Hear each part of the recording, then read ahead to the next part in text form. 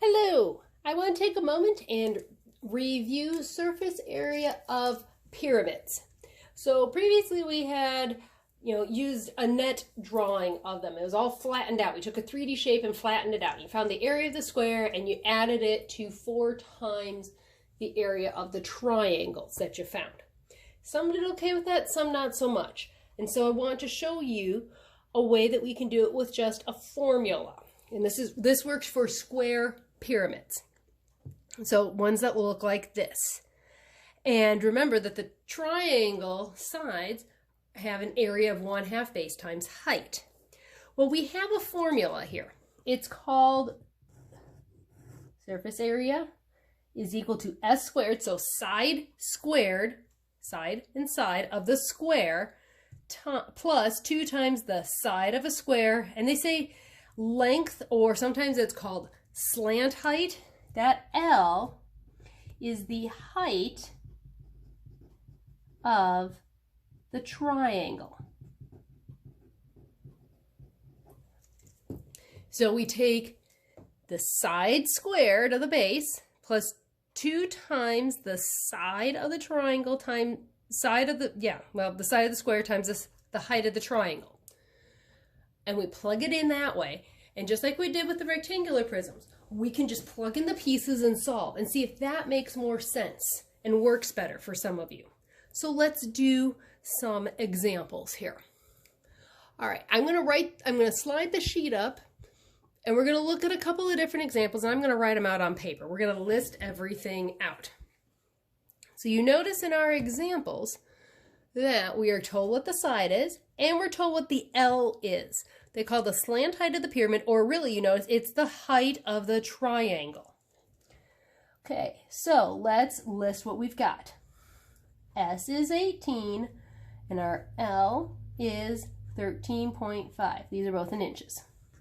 So our formula, always good to write that down, especially as we're starting out, side squared plus 2 times S times L.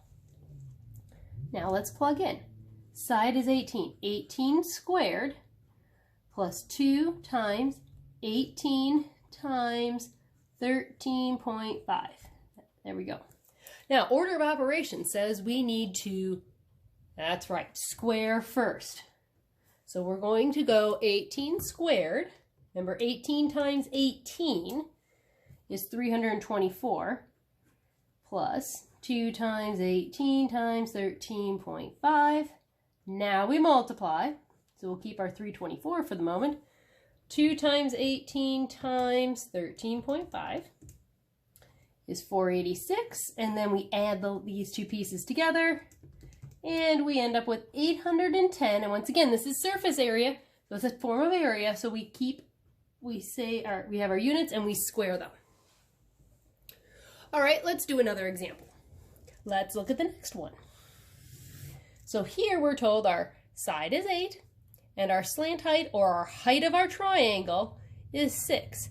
So even if you look at something from the book and they have something about an H or something like that, that's okay. You could use that. You could see this as H and that would be fine. Okay, let's write down what we have. S is 8, L is 6.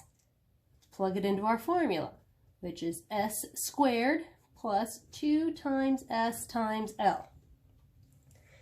All right, let's plug it in. 8 squared plus 2 times 8 times 6. Order of operations, that's right, we square first. 8 squared is 64. Plus 2 times 8 times 6. 64 plus, now we multiply. So 2 times 8 times 6 should be 96. And then last up we add. Now, if you wanted, and you get 160, what were our units? Oh, I forgot to write those down. Yards and yards. Yards squared. Now, if you wanted to solve and do the squaring and the multiplication first and go right from here, from this step where you plug it into down there, that's okay. The plus sign lets you kind of do the squaring, do the multiplying, and know you got to add those two pieces together at the end. That's okay. right, now I'm writing it out piece by piece so you're seeing exactly how you would do order of operations. All right, one more example. Let's look at this one right over here. So we're told S is 7.5 feet. The height of the triangle is 9.5 feet. So we'll write that down. S is 7.5 feet. L is 9.5 feet. Remember, here we see L. Other times we might see H. And so our surface area is, not that, S squared plus 2SL. Okay, so ignore that, sorry.